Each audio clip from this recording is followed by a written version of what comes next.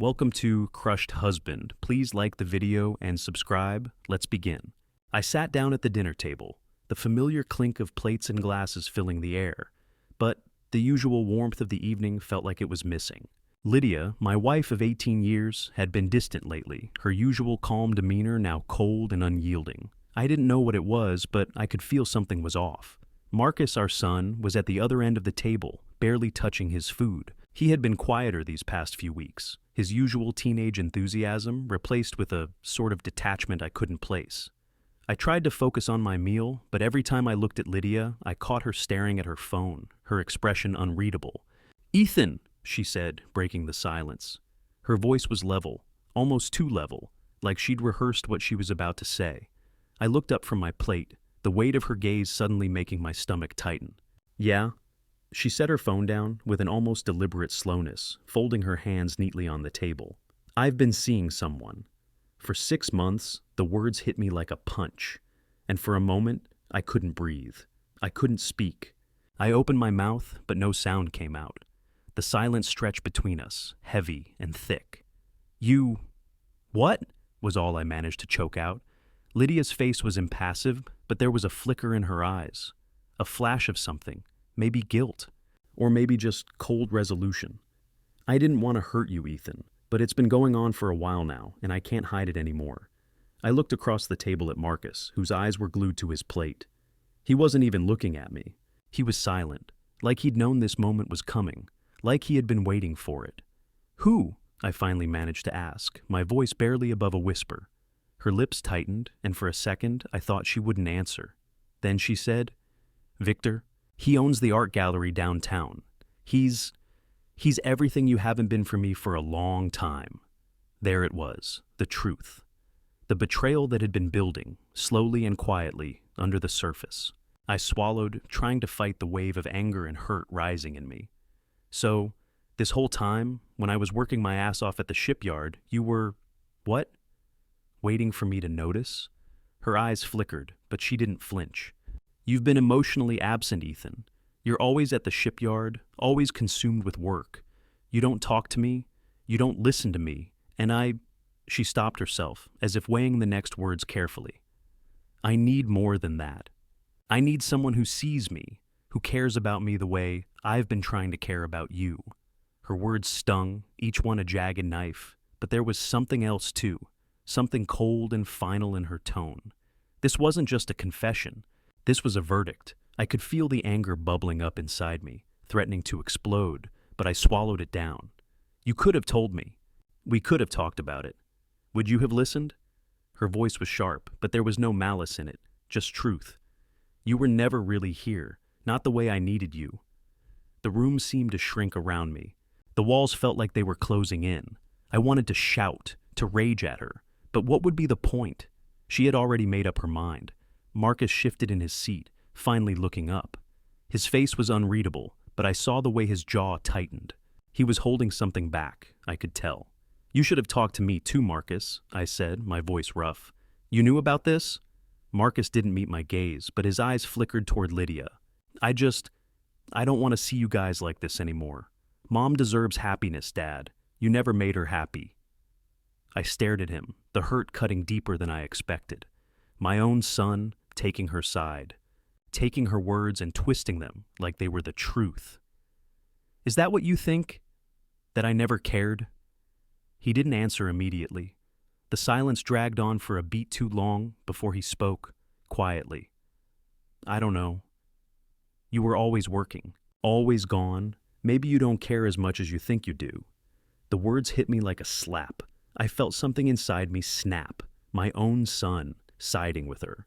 My mind reeled, trying to process it, but the more I tried to calm myself, the angrier I got. "I think it's time I leave," I said, my voice cold and measured. Lydia blinked as if she hadn't expected this. "Ethan."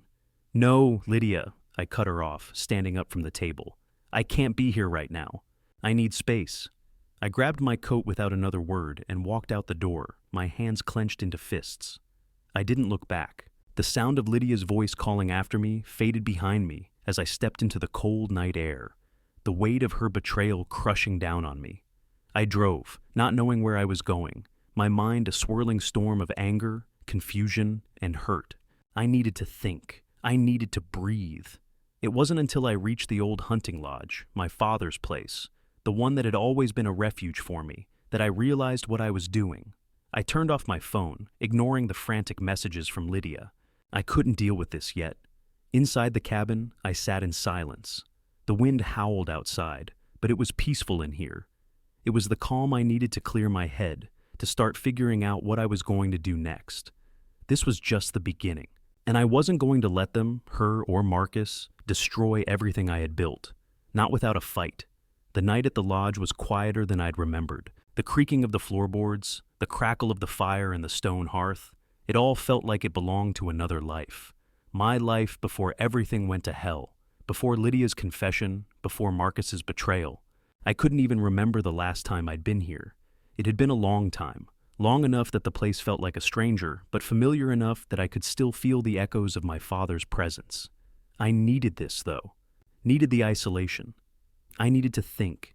I spent the night cleaning, fixing what needed fixing. It was mindless work, just the kind of thing I needed to clear the fog in my head. The rusted hinge on the back door needed oiling. The windows had dust piled up, too thick to ignore. I scrubbed them down with the same force I used to scrub away the thoughts swirling in my mind. But no matter how much I cleaned, I couldn't wipe away the weight of Lydia's words, the sting of Marcus's silence. The place was quiet. The kind of quiet that makes you feel like you're the only one alive in the world.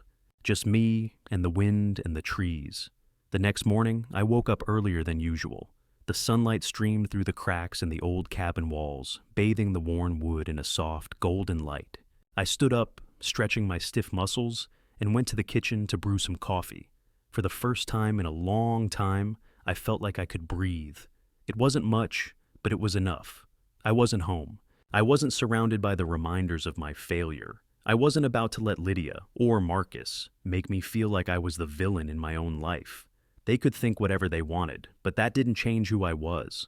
I sat down at the small kitchen table, staring out the window at the snow-covered trees in the distance. My phone buzzed on the table, Lydia's name flashing across the screen. I let it ring. The voicemail came a few minutes later, the sound of her frantic voice crackling through the speaker. "Ethan, please! I didn't mean it. I never wanted to hurt you. Just, please come back. We need to talk. Marcus is so upset. We all need to work through this." I hit the button to delete the message, then turned the phone off. I didn't need to hear it. I didn't need to listen to her anymore. Instead, I reached for the one thing that kept me grounded, my work. I pulled out my laptop, opened up the shipyard's financials, and started reviewing what needed to be done. The distraction felt good, like it could take me out of the mess of my personal life. After a few hours, I stood up, stretching again. It felt good to keep my mind busy, to focus on something I knew I could control, but the bitterness was still there. I could feel it in my chest, gnawing at me. Lydia's betrayal, Marcus's rejection, the lies they had woven between them, the way they'd turned their backs on me. I couldn't ignore it anymore. I couldn't pretend everything was fine. I picked up the phone again, this time dialing Alan Grayson's number, my lawyer. It rang once, twice, 3 times before he picked up. "Ethan, what's going on?" Alan's voice was calm, professional. Too calm. "I need you to prepare something," I said, my tone flat. "A divorce, and I need you to look into something else." "What else?" Alan asked. "Lydia's been draining the accounts, I'm sure of it. I need you to get the financial records from the bank. Anything that shows where the money's been going for the past year." There was a beat of silence on the other end. "Okay, I'll get started on that. Anything else?" "Yeah," I said, my voice hardening. "I need to protect my business. We need to make sure she doesn't get a dime from the shipyard. I won't let her take what I've built, not after this." Alan sighed. "You know it won't be easy, Ethan. You'll have to fight. She'll claim alimony, possibly a share of the business. If she was the one hosting those dinners with clients, she'll use that as leverage." "I know." My grip on the phone tightened. "But I'm not giving in. I built this from the ground up. She won't walk away with a penny." "I'll handle it," Alan said, his voice more serious now. "But you need to prepare yourself. This is going to get messy." "Let it get messy," I muttered. "I'm done being the nice guy." I hung up the phone, my mind already working through the steps. Divorce, the shipyard, financials. The path ahead was clear now, even if it was dark and ugly. The more I thought about it, the more resolute I became. This was the only way forward. I couldn't go back. Not to the person I was when I walked out of that house. I needed to take control, to build a strategy. And then I would win. But first, I needed to finish what I'd started. I opened the laptop again, my fingers moving quickly over the keyboard, typing out emails to my assistant and to the other partners at the shipyard. I needed to make sure everything was in order, that I was prepared for whatever came next. The phone buzzed again, but this time I ignored it. Lydia's name still flashed on the screen, but I didn't care. She had made her choice. I was making mine, and this time I wouldn't back down. Not for her, not for Marcus, just for me. The following week passed in a blur. I kept to my routine: work, emails, phone calls, trying to drown out the quiet ache of betrayal that still lingered, gnawing at me. Every once in a while, I'd check my phone, expecting to see Lydia's name or a new message from Marcus. But I didn't respond. I couldn't. I was determined to stay focused, to keep moving forward. But every time I walked into the shipyard, the weight of what Lydia had said, what Marcus had chosen, would wash over me. It was like a thick fog clouding my thoughts, making everything feel heavier. Then, one morning, Alan Grayson called me. "Ethan," his voice was tight, controlled. "I've got some information for you." I sat up straight, the cold morning air seeping into the room through the cracks in the window. "What did you find?" "I've been looking into the financials. We've got proof, Ethan. Lydia's been withdrawing money, a lot of it." Alan's voice was low, like he was trying to soften the blow. Nearly $180,000 over the last 8 months. My heart skipped a beat. I had suspected something, Lydia's odd behavior, her frequent trips to the bank, but hearing the numbers was like a punch to the gut. "From our joint accounts?" I asked, my voice sounding smaller than I wanted it to. "Yep, the transfers are all going to her personal account, and it's clear they've been timed around her affair with Victor. It lines up perfectly." I felt the blood drain from my face. "She's been funneling money to him," I muttered, more to myself than to Alan. "Looks like it, and that's not all. I pulled her credit card statements too. She's been spending, well, let's just say it's not for groceries." I gripped the edge of the desk, my knuckles white. "I want every transaction documented, every transfer, every purchase. I need to know everything." "Already on it," Alan replied. "I'll get you a full report within the next few days. But you need to brace yourself, Ethan. If you go after her in court, this is going to get ugly. She's going to fight for a big chunk of everything you've built. I wouldn't be surprised if she claims some of the shipyard, especially if she can argue her role in your networking and business dinners." I felt a cold knot form in my stomach. Alan wasn't wrong. I had been so focused on keeping the shipyard running, making sure everything was in place, that I hadn't paid attention to the little things, like what Lydia might have been doing behind my back, the money, the withdrawals. It all pointed to one thing. She was preparing for something, a future that didn't involve me. But I wouldn't let her take it all. I couldn't. "Get me the records," I said, my voice steely. "I'll handle the rest. I won't let her take what I've worked for." "Understood," Alan said. "Just be ready. You're going to need a plan." I hung up the phone and sat there in the stillness of the office, the weight of what I was about to do pressing down on me.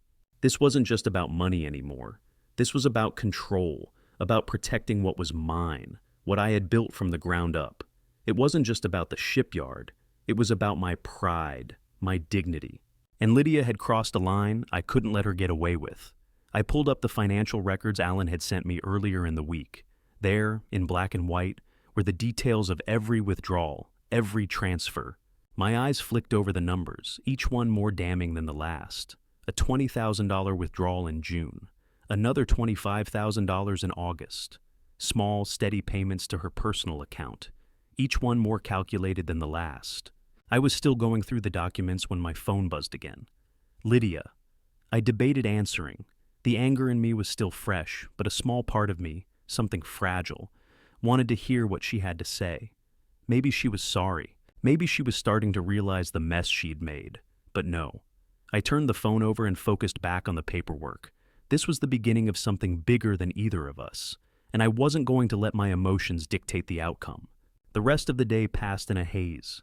I didn't feel anything, not really. There was too much at stake, too much to lose. That night, I drove back to the lodge, my mind buzzing with plans and calculations. Alan's words echoed in my ears. Brace yourself. And I knew he was right. This would be messy. It would be painful. But I would not lose. I couldn't. When I got back to the cabin, I pulled out my phone again, ignoring the dozens of messages from Lydia. I needed to focus. I opened the email Alan had sent with the full report of Lydia's financial activities. Each email, each statement, only hardened my resolve. Lydia had stolen from me. She had siphoned away money I worked tirelessly for. Money that had gone to Victor. I shut the phone off, taking a deep breath. I could feel my anger rising, but I kept it under control. Now wasn't the time to act on impulse. I had to play this smart. I wasn't going to fight for her anymore. I wasn't going to fight for us. But I was going to fight for everything I had built. And when I took her to court, I would show her that I wasn't the fool she thought I was. I would come out on top. I just needed to make sure I had the right ammunition. And with Alan's help, I was going to get it. When I finally walked back through the front door of the house, everything seemed different. The place was too quiet, the silence hanging thick in the air. It felt empty, hollow, as if it were already a space I no longer belonged in. I tossed my coat over the back of a chair and stood there for a moment, trying to gather my thoughts. Lydia's car was still parked in the driveway, but I didn't hear any sounds from inside. No footsteps, no conversation. Just the hum of the refrigerator and the ticking of the clock on the wall. It was then that I realized I wasn't just walking back into a house. I was walking into a battlefield. I found Lydia in the kitchen, standing by the counter, her back to me. Her hands were resting on the granite, her fingers tapping out a nervous rhythm, but she didn't turn around when I entered. She knew I was here. She knew what was coming. I cleared my throat. "I'm back."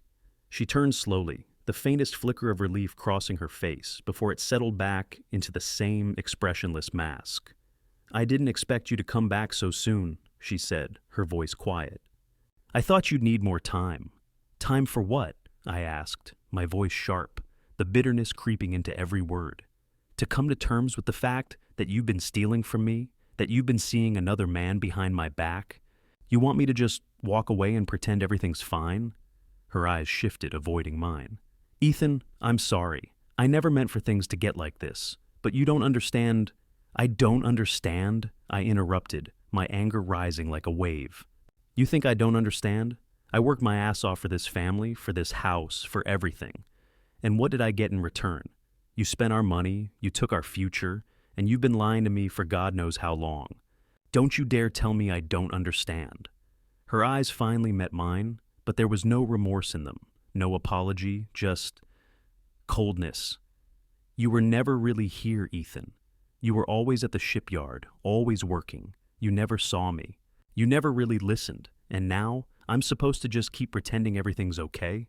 Her words struck deep, deeper than I wanted them to. But I forced the pain aside, shoving it down with all the anger I could muster. "And you think that justifies what you've done? Running off with Victor? Taking our money, our savings, everything we've worked for? Because you felt lonely? Is that what you're telling me?" "I didn't do it because of that," she said, her voice trembling now, just a little. "I did it because I was desperate, Ethan. Desperate for something real, something that wasn't just work. I wanted someone who would look at me like I mattered, not like a chore to be ticked off." I stood there, my chest tightening with every word she spoke. This wasn't just betrayal. It was something worse. It was manipulation. She wasn't just justifying her actions. She was making me the villain in her story. "Well, you got what you wanted," I said through gritted teeth. "You got Victor. You got the freedom you were looking for. But what you didn't get, what you didn't count on, is me." She stepped toward me, her hands raised in a placating gesture. "Ethan, I held up a hand to stop her. "Number? No more excuses. You don't get to make me feel guilty for this. Not anymore." The words hung in the air between us, sharp and final. There was no coming back from this. There was nothing left to say. I turned away from her, heading down the hallway toward the guest room. She called out to me again, her voice now tinged with desperation. "Ethan, please don't leave. We need to talk about this." I paused at the door to the guest room, my hand on the knob. My back was still to her, but I could feel the weight of her eyes on me. "We've talked enough, Lydia. I've heard everything you had to say." I stepped inside and shut the door behind me, the finality of the action echoing in my ears. This wasn't a temporary thing. This wasn't something that could be fixed with a conversation. I was done. For a moment, I stood in the guest room, staring out the window into the night, my mind racing. But then, I took a deep breath and forced myself to focus. I had a plan now. I had to stick to it. I had to make sure I came out of this with everything I'd worked for, no matter the cost, the shipyard, the future, my dignity. They were all mine. I wasn't going to let her take them from me, not without a fight. There was a knock on the door, and I knew who it was before the voice even came through. "Dad, can we talk?" Marcus, my son, the one person I thought I could count on, the one person who, in my mind, was the last connection I had to the life I had worked so hard to build. But now it felt like he was slipping away, like he had already chosen sides. I took a deep breath and opened the door. He stood there, his hands shoved deep in his pockets, his eyes not quite meeting mine. "I know you're pissed," he said quietly, almost as if he were apologizing already. "Then why are you here?" I asked, my voice rough, the bitterness still lingering. He hesitated, then looked up at me. "Because I think you need to hear me out, Dad." I stepped aside, letting him in, though I wasn't sure I was ready for whatever was coming. He stood in the middle of the room for a moment, silent, his gaze drifting to the floor. Finally he spoke, his voice quieter than usual. "I know Mom messed up, but I don't think it's all your fault. I mean, you were never around. You were always at the shipyard. You were always working. I don't know. Maybe I just thought that, like Mom, I should have been the one to step in, but I wasn't. And now I'm sorry." I stared at him, unable to respond immediately. The hurt, the confusion, it all surged back again. "So, you're taking her side?" He looked up, his face full of conflict. "No, Dad, it's not that simple. I don't know what to think anymore." I walked to the window, my hands shaking at my sides. "I didn't ask for this, Marcus. I didn't ask to be torn apart, but I'm not going to sit here and let either of you, walk all over me." He stepped forward, reaching out as if to touch my shoulder, but I shrugged him off.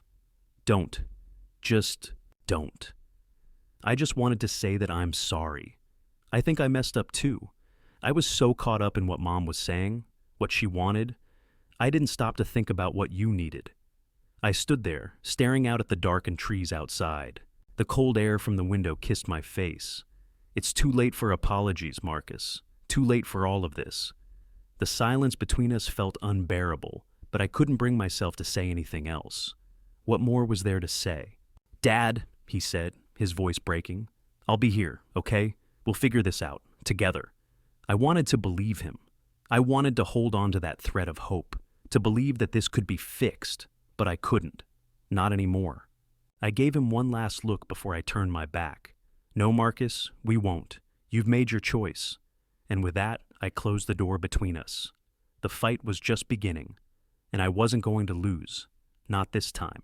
The weeks that followed felt like a slow-motion collision. Everything crumbling but moving so slowly that I couldn't quite wrap my head around it. I spent most of my time at the shipyard, focusing on the work I could control, trying to keep the chaos at home from bleeding into the one thing I knew I could still rely on. Lydia and Marcus both tried to reach me. Texts, voicemails, even some half-hearted apologies from Marcus. But I ignored it all. There was nothing left to say.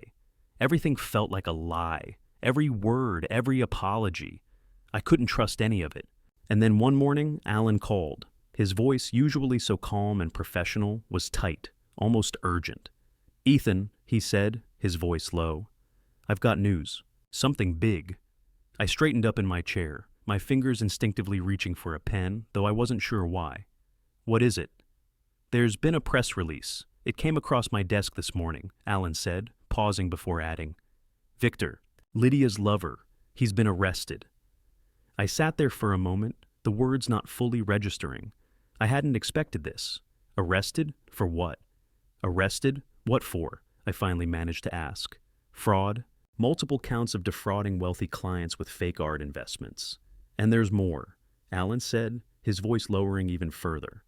"The authorities are saying he's linked to several high-profile scams, including one involving the mayor's wife.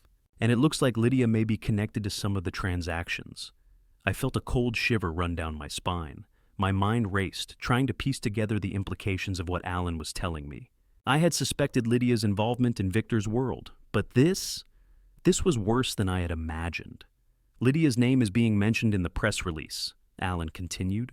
Apparently, there were funds transferred from your joint accounts to Victor's art deals, some large sums over the last few months. They're claiming she was helping him launder money. I closed my eyes, trying to block out the wave of nausea that hit me. Everything Lydia had said, everything I had believed about her, felt like a lie now. She wasn't just having an affair. She was involved in something much bigger, something illegal. How much? I asked, my voice hoarse. I needed to know. I needed to understand just how deep this went. The amount? Well, there are several transactions totaling nearly $180,000, like we discussed before. But now we're talking about criminal charges, Ethan. Money laundering, fraud. This could ruin her, and anyone connected to her. I leaned back in my chair, the weight of it sinking in. Lydia wasn't just betraying me emotionally. She was doing it financially too. The trust I had built, the life I had worked for, was being torn apart by the woman I had loved. And Marcus? I asked quietly. I didn't want to hear it, but I needed to know. If he had known about this, if he had been involved at all. Nothing yet, Alan said. No evidence connecting Marcus to the financial side of things. But given the way things are unfolding, you might want to consider your options. This could get messy for everyone involved. I felt a strange calm settle over me, a quiet sense of resolution. The pieces were all falling into place. The affair, the money, the lies, it was all part of a bigger picture, one that I couldn't ignore anymore. Alan, I said, my voice firmer now, I need you to prepare for a battle. I'm not letting her take anything from me. I'll fight this, and I'll make sure she doesn't get away with it. I'll start working on it right away, Alan replied, his voice steady. But I'll need everything, every document, every transaction. We'll need to build a strong case if we want to protect you.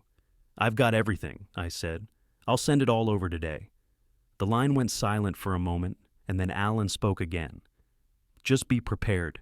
The media is going to be all over this, and Lydia's name is going to be all over the headlines. It's going to get ugly. I don't care, I said, the anger starting to rise in me again. She made this mess, not me. And I'm not going to let her drag me down with her. We ended the call, and I sat there, staring at the phone in my hand. I had always prided myself on building something solid, something that would last. But now, it felt like the foundation had cracked. The walls were crumbling, and I was left holding the pieces. But I wouldn't give up. I couldn't. That afternoon, I went through the financial records Alan had sent me again, this time with a sharper eye. I was looking for anything that might help me understand just how much Lydia had been involved in Victor's schemes. Every withdrawal, every transfer, it was all there, laid out in black and white. And with each page, the truth became clearer. She wasn't just a victim, she was a willing participant. The doorbell rang, interrupting my thoughts. I stood up, wiping my hands on my pants as I walked toward the door. When I opened it, I wasn't surprised to see Lydia standing there, her face pale, her eyes wide with panic. "Ethan," she said, her voice shaking. "We need to talk. Please, just listen to me. I didn't know how far this would go. You have to believe me." I stood in the doorway, my arms crossed, and stared at her. For a moment, I didn't speak. The woman standing in front of me wasn't the woman I had married. She was someone else. Someone who had betrayed me, who had lied to my face and used me for her own gain.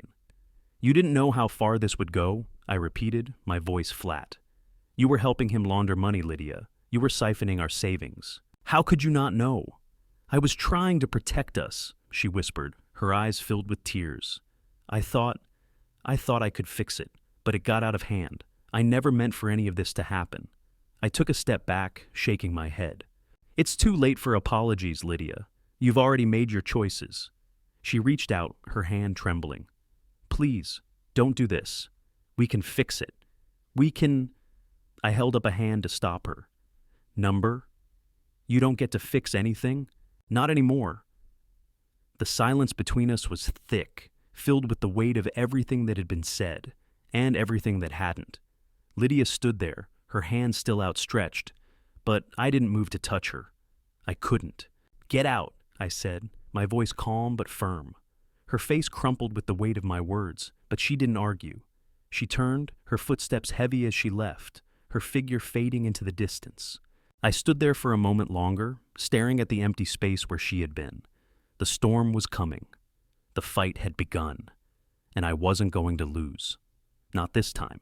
The courtroom was quiet, save for the sound of rustling papers and the occasional murmur from the gallery. It felt like the walls were closing in, the air thick with tension.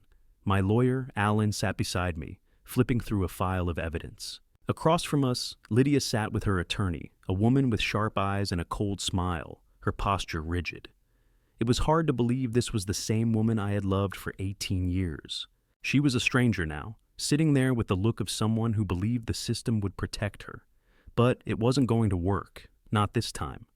The judge, an older man with glasses perched low on his nose, called the room to order.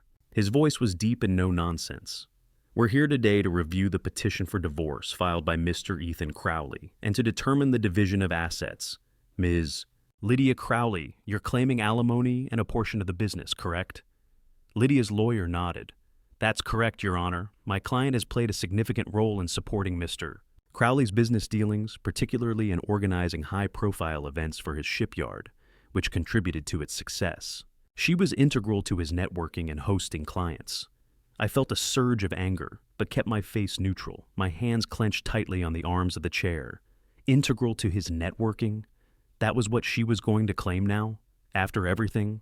After all the lies, the betrayals, the money she had funneled into Victor's pockets? Alan shifted slightly, his voice calm and controlled. Your Honor, we have evidence that Ms.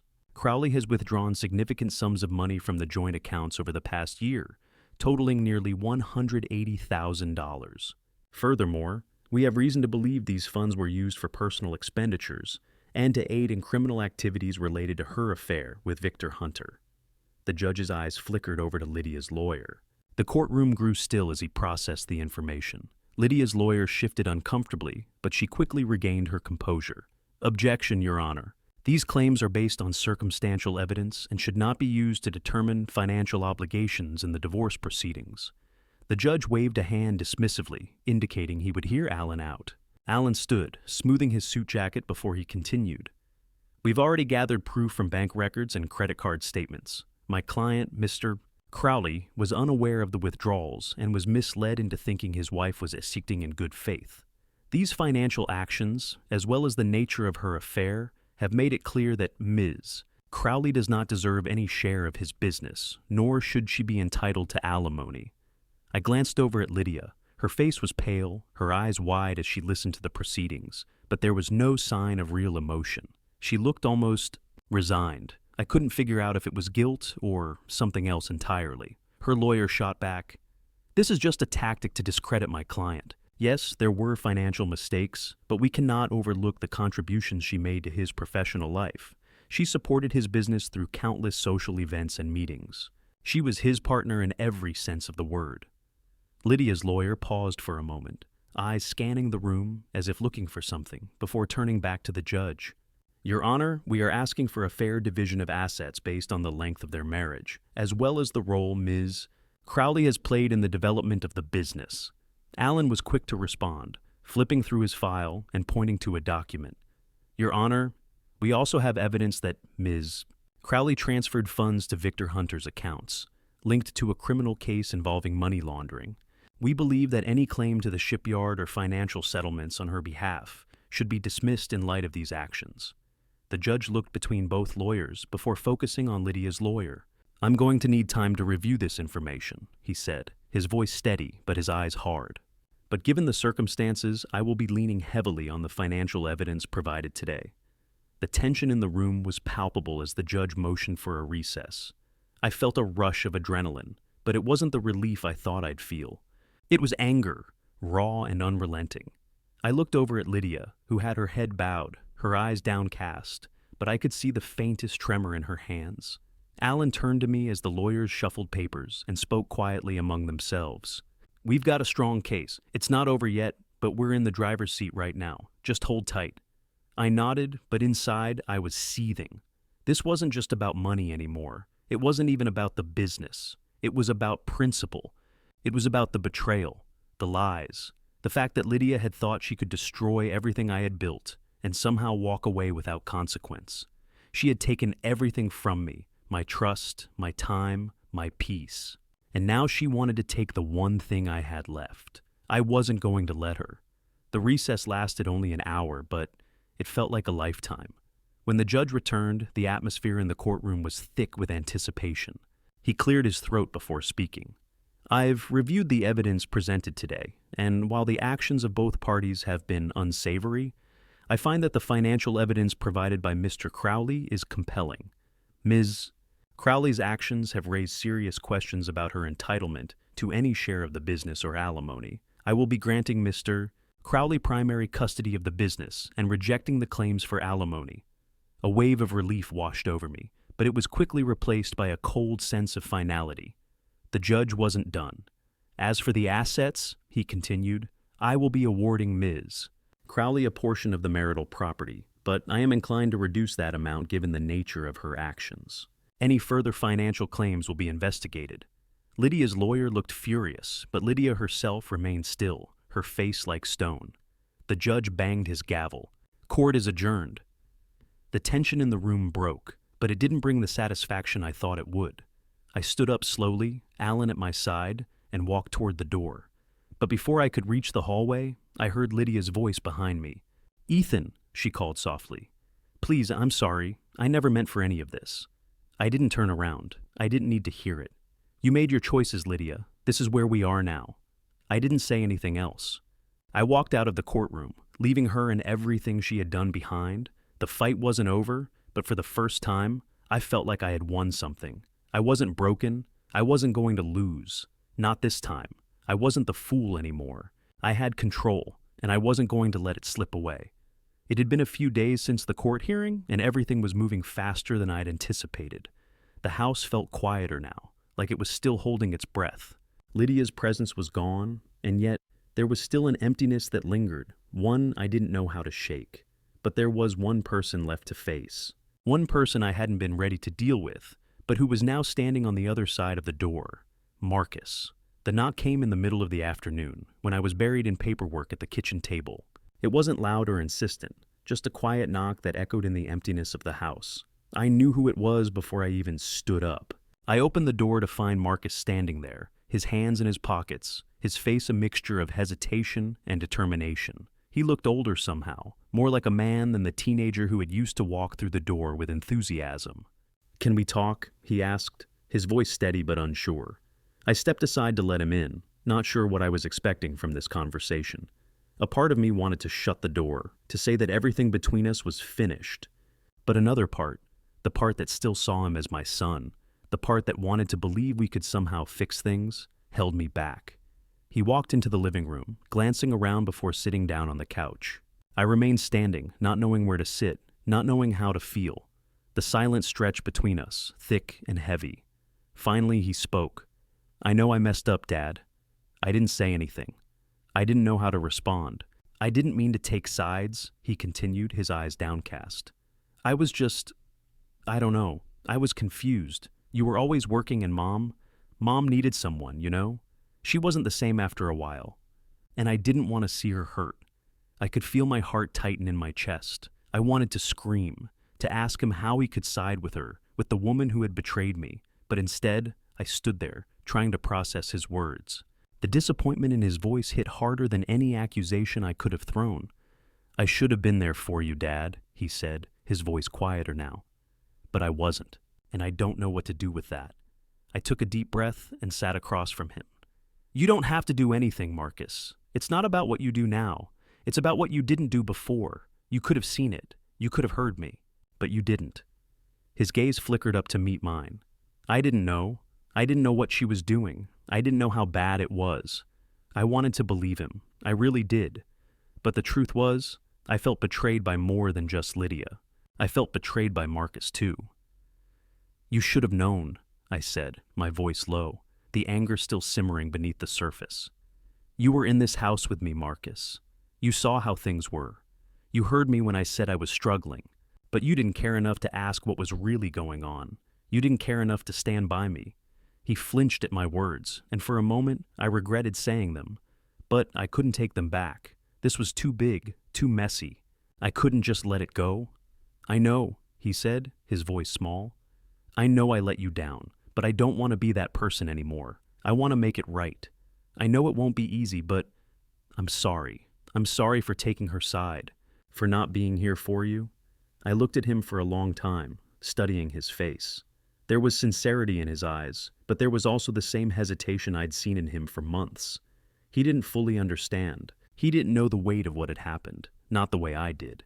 You can't just say sorry and expect everything to go back to normal, I finally said, my voice softer now. You can't just apologize and pretend that the last few months didn't happen. It's not that simple, Marcus. Trust doesn't come back that easily. He nodded, his jaw clenched. I know. I don't expect you to forgive me right away. I need you to know that I see it now. I see everything. I see what she did, and I see how it's hurting you. And I'm sorry. I was too blind to see it before. For the first time in weeks, I felt a glimmer of something like hope, a small piece of the bond we'd once shared. But it was fragile. It was broken. And I wasn't sure how to fix it. I don't know if I can just forgive you, Marcus, I said, my voice raw.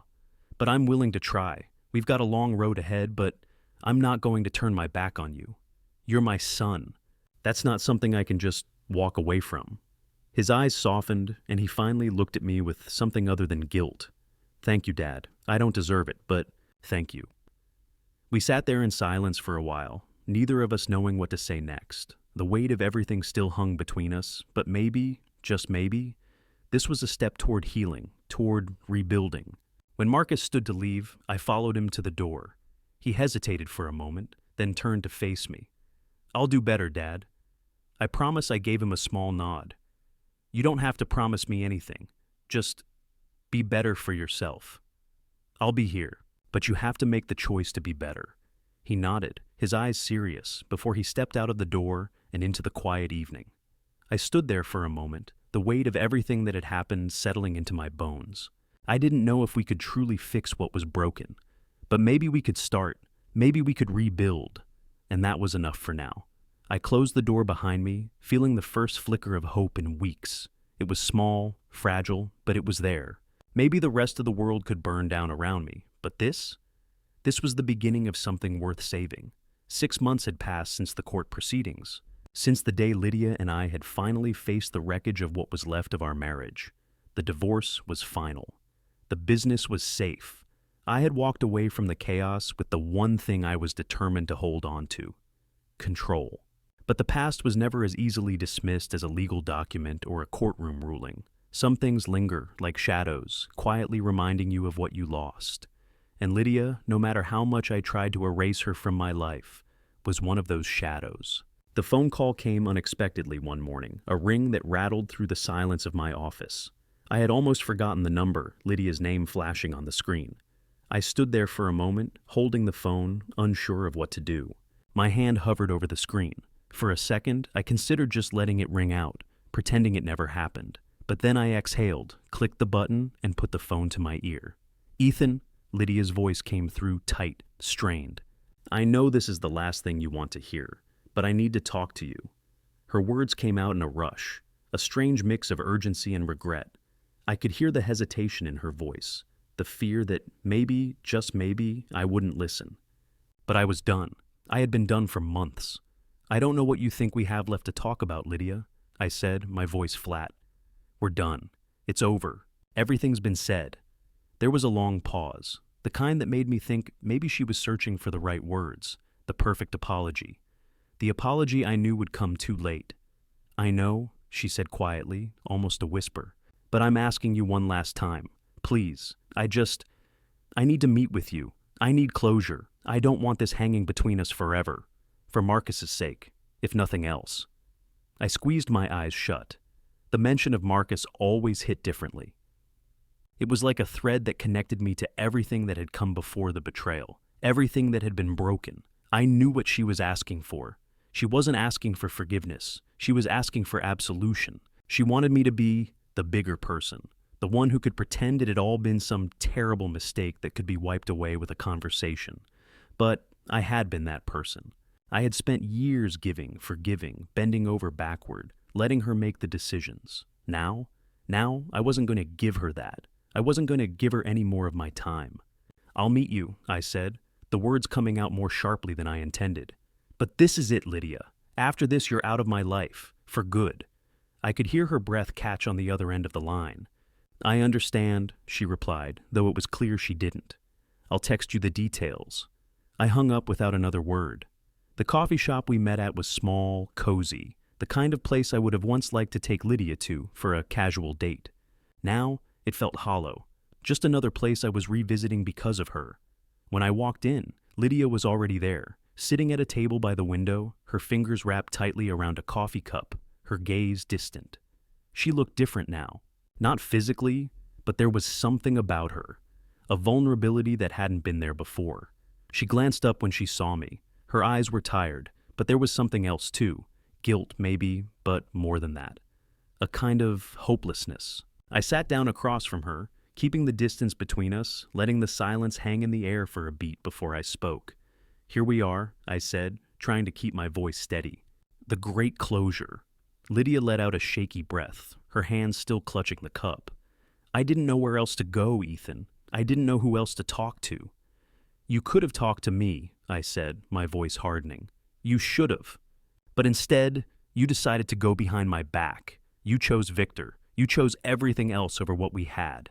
She flinched, her eyes falling to the table for a moment before meeting mine again. "I was wrong, I know that, and I'm sorry. I've spent so many months trying to make sense of everything I've done, trying to understand where it all went wrong. I was just lost, Ethan. I didn't know who I was anymore, and I thought—" "You thought what?" I interrupted, leaning forward. "That this was the way to fix it? To tear everything down and build something new with someone else? Someone who wasn't even real? You didn't just cheat on me, Lydia. You destroyed everything." She stared at me, her lips trembling as she fought to find the words. "I don't know what I was looking for," she said quietly, her voice cracking. "I was so empty. And then Victor came along, and I thought, he made me feel seen. He made me feel like I mattered, and I didn't know how to stop. I didn't know how to stop looking for someone to fill that void." I closed my eyes briefly, trying to steady myself. I wanted to feel angry. I wanted to feel something that made this whole thing easier to understand. But instead, I felt nothing. "You don't get to ask for sympathy now, Lydia," I said finally, opening my eyes. "Not after everything. I was there. I gave you everything, and you still chose to lie, to steal, to hurt me." Her face crumpled, and she wiped her eyes with the back of her hand. I know, Ethan, and I hate myself for it. But I'm asking you to let me go. I don't want to hold on to this anymore, to you, to the past. I've made my mistakes, but I can't fix it. I know that now." I leaned back in my chair, my arms folded, watching her. She was broken, and I couldn't be the one to fix it. "I don't need you to fix anything," I said, my voice softening despite myself. "You've already broken everything. You can't just walk away from that, from me, from Marcus, and think you'll get away with it." She nodded, her expression sad, almost resigned. I know I can't. But I'm asking you to let me move on, to let me go." There it was, the final ask. The thing that would, in some way, give her the closure she needed. And yet, in doing so, she was asking me to let go of everything I had built, everything I had invested. "I'm done," I said. "We're done." Lydia's gaze softened, but she didn't argue. She just nodded, the quiet resignation in her eyes. She knew there was nothing left to say. When she stood to leave, I didn't follow. I didn't stop her. I just watched her walk away, her figure receding into the crowd outside. And for the first time in months, I felt something I hadn't expected. Peace. It wasn't relief, it wasn't closure, but it was the start of something new. For the first time, I wasn't weighed down by the past, and that, in itself, felt like a victory. I wasn't looking back anymore. The future was mine to build, and no one was going to take that from me. 6 months had passed since I walked away from Lydia, since the courtroom battles, the silent moments, the betrayal, and the eventual closure that had come with a clean break. The pain still lingered, but it was no longer sharp. It had dulled, transformed into something different, into the kind of quiet strength that only comes when you've been forced to rebuild from the ground up. I stood in front of the mirror that night, adjusting my tie. The reflection that stared back at me was unfamiliar in a way, but it was mine. The man I had become in the wake of the mess I'd lived through. I was older, maybe a little more weathered, but there was something else too. Confidence. A quiet, grounded sense of purpose. Tonight was a milestone. It had been a long time since I allowed myself to step outside of the wreckage, to live for something beyond just survival. But tonight was different. I was attending the Maritime Gala, a prestigious event I had been invited to after the success of a new project at the shipyard. I was nervous, but there was excitement in my chest too. A new chapter, a fresh start. As I adjusted the cufflinks on my sleeves, there was a knock at the door. All ready to go? Claire's voice came through, light and cheerful. I opened the door to find her standing there, smiling brightly in a sleek black dress. Her presence was calm, steady, exactly what I needed after everything I'd been through. She was more than just a colleague now. She was someone I could lean on. Yeah, just about, I replied, offering her a small smile. Claire raised an eyebrow, looking me over with a playful grin. You clean up well. Who's this new guy? The Ethan I've been hearing about? I chuckled. It's still me, just trying to leave the past where it belongs. She stepped inside and gave me an approving nod. Well, you've definitely got the whole new beginning vibe going. Looks good on you. Thanks. Honestly, I didn't know if I'd make it this far, I said, slipping my jacket on and checking my watch. But here I am, somehow. She laughed softly and straightened her posture, looking at me with a mix of admiration and something else. I couldn't quite place it, but I didn't mind. It felt right. Are you ready for tonight? The gala, I mean, big crowd, big expectations. Ready as I'll ever be, I said, my voice steady. I'm not worried about the crowd, just focusing on the work.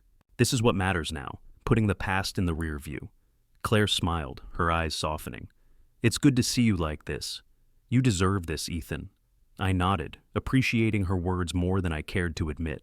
We stood there for a moment, the air between us easy, like two people who had become used to each other's presence. Finally, I broke the silence. Let's go. We've got a night to enjoy. The gala was everything I had expected and more.